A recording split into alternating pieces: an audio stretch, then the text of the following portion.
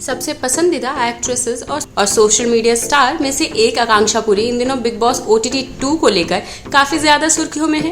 Controversial reality show big boss OTT 2 में कुछ दिनों पहले यूट्यूबर एल्विश यादव ने एंट्री ली। इसके बाद से ही शो लगातार चर्चा में है। शो से कुछ दिन पहले ही एक्ट्रेस आकांक्षा पुरी बाहर हो गई हैं। उन्होंने भी शो को लेकर कई खुलासे किए हैं। बता दें कि बिग बॉस OTT 2 से बाहर आने के बाद से ही एक्ट्रेस लगातार चर्चा में है।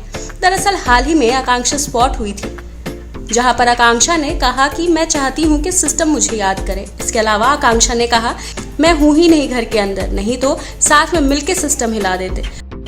वहीं जब आकांक्षा से पूछा गया कि क्या आप उनसे मिलना चाहेंगी बाहर, तो आकांक्षा ने कहा कि वो अभी खुल के बोल नहीं रहे हैं, कुछ बातें अधूरी हैं, तो मुझे लगता है कि कर लेना चाहिए। हालांकि इसके पहले भी आकांक्षा एल्विश को लेकर बोल चुकी है कि जब मैं थी तब क्यों नहीं बुलाया गया। सिर्फ इतना ही नहीं, इसके अलावा भी आकांक्षा ने कहा था कि उनके नाम में ही विश है और आकांक्षा का मतलब भी विश होता है। इसके अलावा आकांक्षा ने कहा था कि काश मैं एल्विश से मिल पाती। आपकी जानकारी के लिए बता दें कि इस बोल्ड एंड ब्यूटीफुल एक्ट्रेस का विवादों का पुराना नाता है। कभी वे अपने रिलेशनशिप को लेकर सुर्खियों में रहती है, तो कभी खुलासों से चर्चा में आ जाती है। इंदौर की रहने वाली आकांक्षा हमेशा से ही कुछ अलग करना चाहती थी। वैसे तो उनके परिवार में से कोई भी टीवी या सिनेमा जगत से नहीं जुड़ा है, लेकिन आकांक्षा ने अपनी पहचान बनाने के लिए मुंबई का रुख किया। इंदौर में पढ़ाई पूरी करने के बाद वह एयर होस्टेस बन गई। इसके बाद उन्होंने मॉडलिंग करना शुरू किया।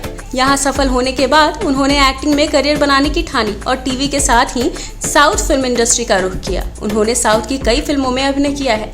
इसके बाद आकांक्षा को मशहूर फिल्म डायरेक्टर मधुर भंडारकर की फिल्म कैलेंडर गर्ल्स में भी काम करने का अवसर मिला। हालांकि इसके बाद उन्हें कोई बड़ा अवसर नहीं मिल सका।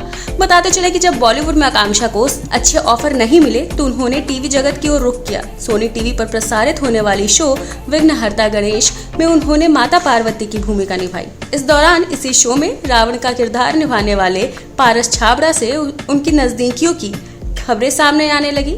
हालांकि यह रिश्ता ज्यादा दिन तक नहीं चला। फिर साल 2019 में पारस ने बिग बॉस में एंट्री ली और यहाँ उनका नया रिश्ता माहिरा शर्मा के साथ शुरू हुआ। इसके बाद आकांक्षा ने स्वयंवर मिका की वोटी में हिस्सा लिया। यहाँ वे सिंगर मिका का दिल जीतने में कामयाब रही। सिंगर ने लाखों लोगों के सामने आकांक्षा को अपनी वोटी के रूप में अपनाया और दोनों ने एक दूसरे को वरमाला भी पहनाई। हालांकि बाद में दोनों ने इस रिश्ते को कोई नाम नहीं दिया और दोस्त बने रहने का फैसला किया।